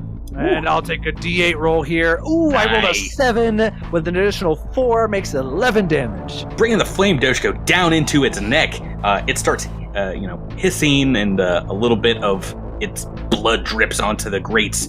It's not doing great, but it's still up. How much damage? I don't mean 11. To be a buzzkill, but it's -3 from your disease. Yeah. Oh, really? Oh, it's 11 with the -3. So I get the -4 for attacking and the -3. Not on damage. Disease. Not on damage. You don't get -4 on damage. Yeah. Right. You just mean the attack rolls. Oh, do I get a -3 on damage? Yeah. Right. From the disease, you get. That's right. So it's only an 8. It's only an 8 on damage. Still, it's not doing great. Yes. Thank you Jabert. for. I had forgotten about the damage rolls. Bringing that out. Okay. Speaking of Jabert, it's your turn. It's Andis' turn. All right. I'll track this one. Shoot it with my laser rifle. You tracked it last turn. Oh, there we go. Ooh, that'll help. 16 on the dice, so that is a hit. Yep, and that's 5 - 3 is 2. Yeah, but you still score that hit in its shoulder. Man, as a free action, I high-five Nack. Every little bit helps. Awesome. Okay, well, unfortunately, it's not Nack's turn next. That would have been too perfect. It's a Raimi's turn. All right, so Raimi's gonna. I wish you were next to Raimi. Could have given him a dancing high five. I know. Next time. Raimi just takes aim with his laser rifle and rolls a 17 plus the 1 for get him, right? Yep, 18, that's a hit, baby. And then I roll 1d6, I think. 1d8, sir. 1d8 Same as Andis. 2. Okay. Same as Andis. Same thing. Yeah. It scorches. Rifle buddies. Scorches its backside. It is still up. Nack! It is now your turn. High five, Nack. High five received. Let's get him. And I want to shoot it one more time with my azimuth laser pistol. Great. And that is a 19 to hit. Yep. For that is another whopping 1 damage. Tickle party. You just whittle it away. Piece by piece, baby. Alindra, we're back to you. All right, I'm going to move down here and flank with Edris. Oh, yeah. That's not going to hurt. Oh, yeah, here we go. Double team action. The wombo combo's about to happen. So what do y'all think? Should I try to double attack or should I just do one? Should supernova since I'm safely away. Please don't supernova. Yeah, just blow Nack and Andis away. I have a sneaking. I think this thing is almost down. I would do whatever you can do to get it down. Yeah, I'm just gonna do a single melee attack. Be safe. Got it. So I rolled a 13, that's a 17. 18 to hit. 18. 18 to hit. That is a hit. You drive your energy sword through its neck. It dies. Yes! On that. Yes! Ooh, that was I saw your damage first. I thought you rolled an 8. I was like, oh no.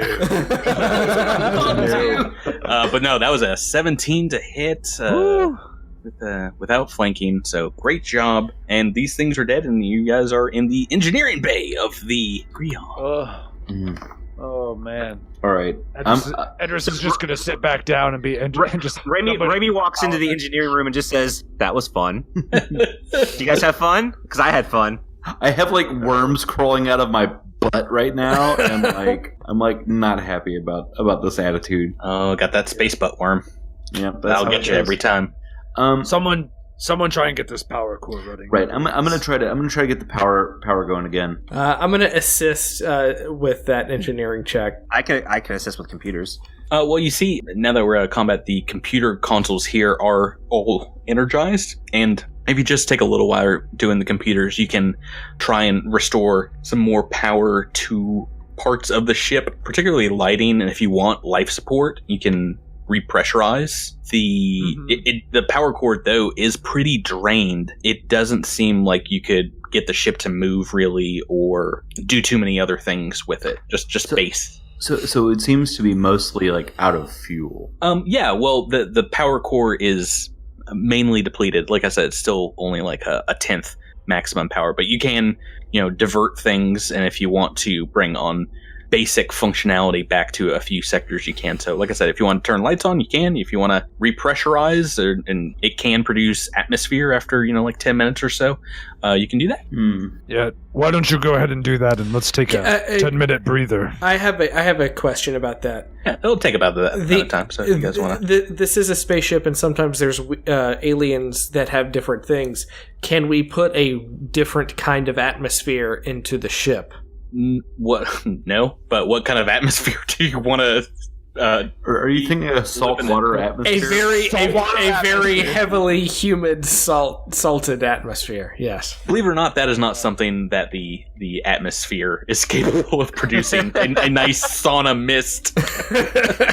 Can we get a nice schwitz in, everybody? Worth a shot. Yeah, no, it's a good thought. Boy. Welcome to the Acreon Day Spa. I mean, this is a mining vessel. This isn't your sauna ship, your pleasure cruiser. There's a pretty basic life support functions, All right. I mean, I think we're pretty good for life support as far as our suits go. Mm-hmm. So maybe turn on lights. Yeah, let's turn on the lights. Turn on everything. I will remind you, if you do repressurize or get the Atmo back in, you guys can hear stuff in the environment. Yeah, that's probably a good idea. Do that. The only way that Rebecca was able to sense that thing coming was feeling the shaking of the grates beneath her before. So, that's good. If you want to, hear what's about to kill you, a lot of us have some sort of low light vision anyway. So let's turn. That's a good point. Okay, yeah. Let's get life support going again. Okay, but you rest up, and you guys can give me a perception check real quick. I think we're gonna get it. I'm gonna spend a resolve point and get my stamina back. Yes. So if you guys want to do that now, go right ahead. Ooh. Nack, we're perception buddies. Yeah, baby. Perception buddies at 23. Oh, that's not true. I have a -3. Oh. You're just a little slow on the draw because Nack is the one that pulls out from underneath a tech bench a weapon covered in what looks like humanoid blood. It is a tactical arc emitter. With a few charges left. It looks like perhaps there was a fight here at some point, and whoever lost it lost their weapon. What kind of a weapon is a tactical arc emitter? It blasts like a cone of, I believe, energy damage outward. I believe it's a rifle, and there are 12 charges left on the battery. I really, really want this, but it's a little big for me, so I'm just gonna toss it in the direction of Andis and Raimi. A tactical arc emitter is a level 2 weapon. It does 1d4 energy damage with a 15-foot range. It holds 20 charges. Each use takes 4 charges. It is a blast weapon with the stun modifier, and it is considered unwieldy. Yeah, is so it, no is multiple it one-handed attacks. or two-handed? It is a long arm. It's Yeah, a long arm. it's a rifle. So you Okay. can attack in a 15-foot spread, and if you want, there's like a button you can press on it to basically set phasers to stun, or you could just do damage. Remy, any interest or? Yeah, I assume I can slap another one on my sling across my back. Or do I have to drop mine? Are you ever planning on being within 15 feet of an enemy? That's Roll it. for burn damage. That's not me trying to throw shade. I'm not trying to throw shade. It's just like... I mean, given the propensity of these things to pop up anywhere... Right, yeah, stunning something that pops up behind you might be a good idea. Yeah. Yeah, go for it. Take it. The other thing you find looking around the engineering bay, in a corner is what looks like 2 giant geodes, 2 very large kind of crystalline structures. And getting up closer to them, you see they kind of look organic in a way. And if anyone has a life science check... I do. Let's look real close. Are these eggs to these weird things? No, I think that they might be off the Acreon. Crap. 11. Does anybody else have life science? I have 1 in life science. 17. Oh, hey. 17. Hey, there it is.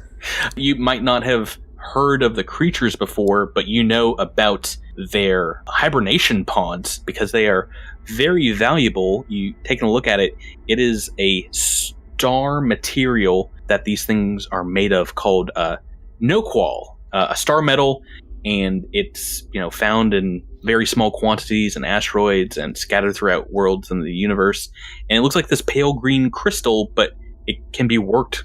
It's malleable like iron or steel, so it's very surprisingly low weight. And most importantly, it's very valuable because noqual is strangely resistant to magic. So making armor out of it gives bonuses for that armor being destroyed, saving throws against magical effects.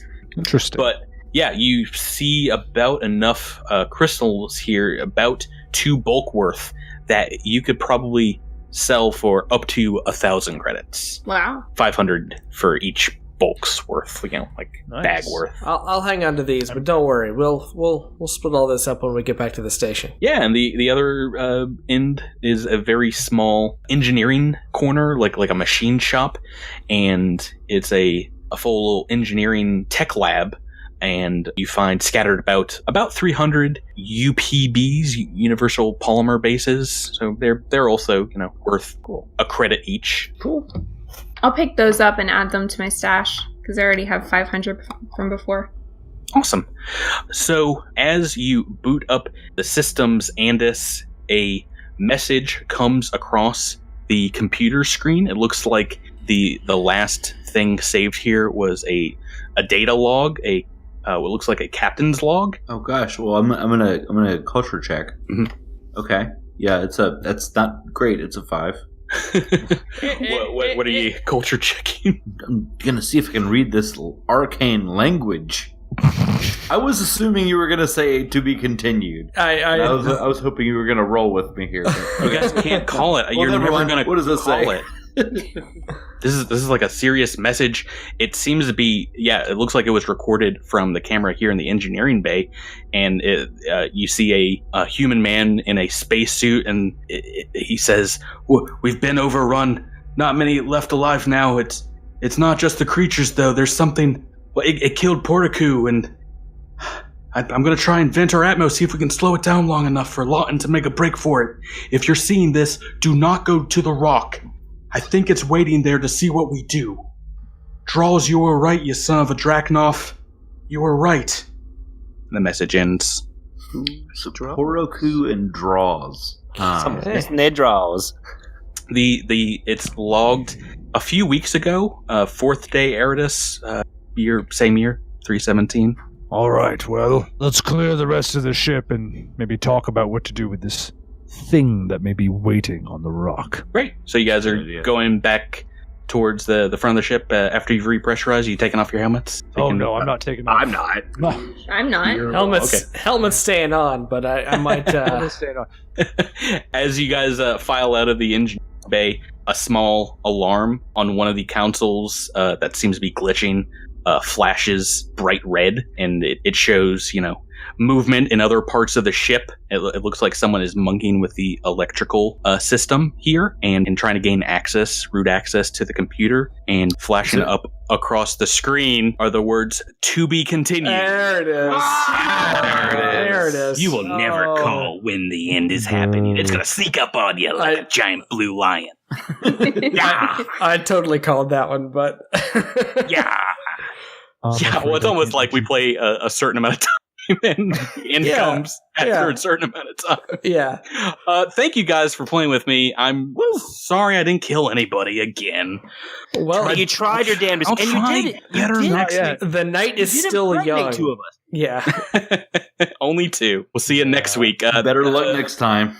Here on Cosmic Crit. Thank you guys for playing with me. Oh, thank you. Yeah. Everyone, thank everybody for listening. Bye. Yeah. Good. Say goodnight, everybody. Good night. Good night, everybody. Good night. Toodles. And I'll babysit your kids on Saturday if you take mine on Sunday. Oh, you got it.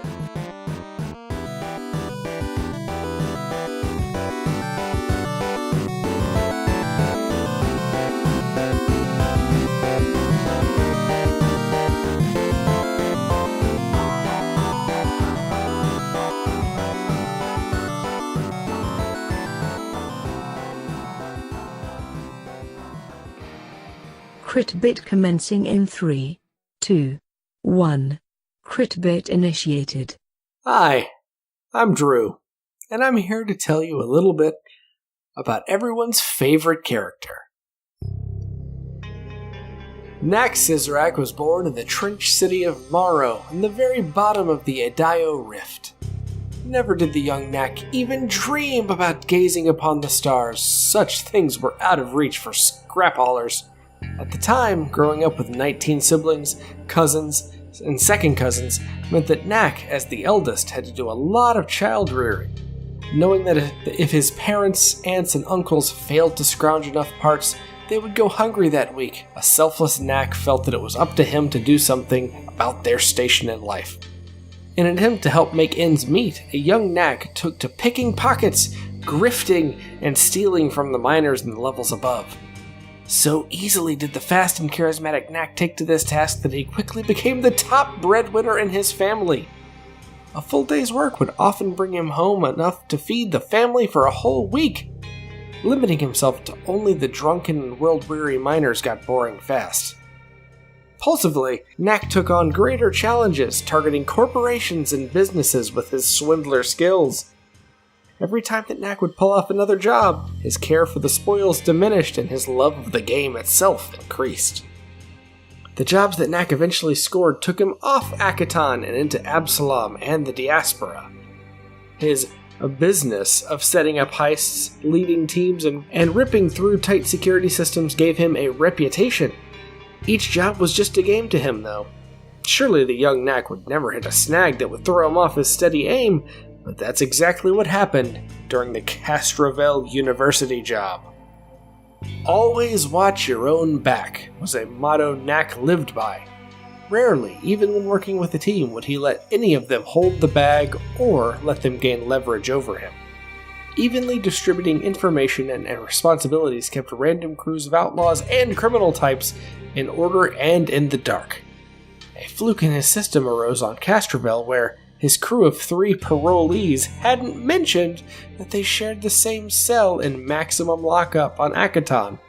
Laurel, Cube, and Mauau played along in their job, but had already planned to split the Castrovel job 3 ways instead of 4. Lucky for Nack, he always had it planned on the day when his luck would run out. Leaving the high university city-state, Nack let his 3 accomplices think they had the drop on him. In advance, he had secured safe passage off the planet, and when they all met up at the safe house, the 3 cellmates didn't find the Ysoki waiting for them. Instead, they found Lashuntan Acquisitions Authority asking why the men had priceless relics stuffed down their pants. Enjoying his ingenious plan, Nack forgot to check his associates' backgrounds, and it turned out the three were well connected in an established crime family, and they burnt Nack in certain social circles. Still, an Ahsoki's gotta eat, so Nack tried to shake his old identity, moved to Absalom Station, and started anew, in a place that is friendly to runaways and crooks.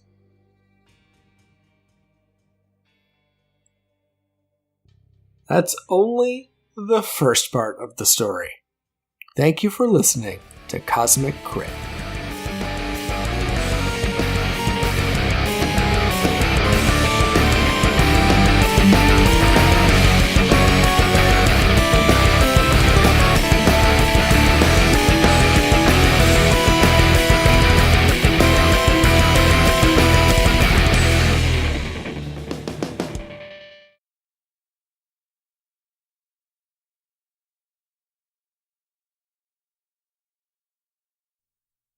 Wumps, Fum, Shrek, the Veneral, Rev, Sturkis, Oliver, Stay Me Off.